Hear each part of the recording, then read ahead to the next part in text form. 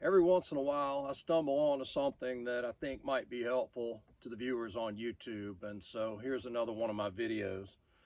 How many of you have heard of exclusion cages for your wildlife food plots? Raise your hand. Well, that's a few, but I'm going to show you a trick that maybe you don't know. In your green fields or in your food plots, it's hard to tell how good of a job you've done planting these when you look at them later into the season. Everything may pop up and green up and be beautiful, and then you look at it later on and they're just wiped out, and you don't know, was it the weather, was it the rain, was it the way I planted, was it the wildlife? And a lot of times what's happening is the wildlife is just browsing so heavily on your food plots that they will literally eat it to the dirt. And that's a situation that I have here on my property. So what you're trying to do is provide enough food for your herd, for your deer herd, and it's hard to know, am I giving them enough, not giving them enough? And one of the ways to measure this is to put an exclusion cage in your fields. So I've got I'm going to show you an exclusion cage. If you wait to the end of the video, I'm going to show you what it really looks like, the difference between what grows in the cage versus outside the cage. And just stay with me for a minute. I'll make it quick. So an exclusion cage is going to be a cage that you put in your field. You go out, you prep your field, you plant it, and as soon as you plant it, you put one of these cages out in your field. You stake it in the ground so that the wildlife can't move it around. And what you're doing is an exclusion cage. You're excluding them from eating what's inside of here. So it shows you how much growth you would have had if nothing was eating it. Now that can be hard to tell if you don't do this part right, because rabbits and other things will get in and eat your grass, and it's hard to tell. It's not just deer or hogs or whatever.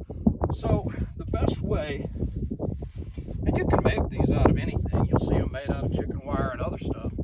But I've done a lot of this, and it makes sense to make them in a way that you can use them year after year after year, and that's what this video is about. So this is a piece of hog panel. If you're not familiar with hog panel, it comes in 16-foot pieces. So it's smaller at the bottom. It's like a 2-inch opening, and then a 3-inch opening, and then it goes to a 4-inch opening. And these work great for exclusion cages because these tighter openings, you put them on the bottom, keeps rabbits and things out, and the rest of it keeps your hogs and deer out. You can buy this comes in 16-foot long sections. Take a bolt cutter, cut it off and leave these ends. How well you can see this. Take the ends that you've left and hook them.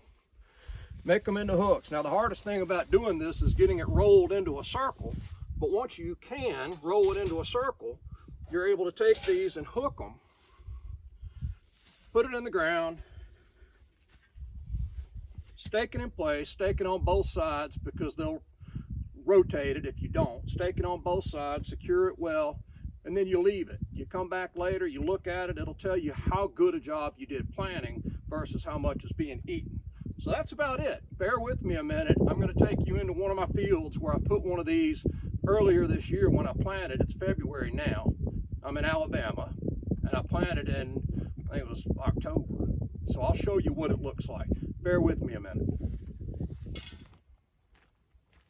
So here we are. This is an exclusion cage that I built a couple of years ago, and it's got some wire around the bottom. I didn't discover a hog panel when I built this one, but the wire keeps the rabbits out and those sorts of things. Anyway, take a look at this field. It is just eaten down. I mean, there's bare dirt everywhere, and this field was limed, it was fertilized, it was planted properly, it got good water. Everything that it should have gotten, it got. But if you were to walk out here and look at this, you'd say, man, that guy did a terrible job.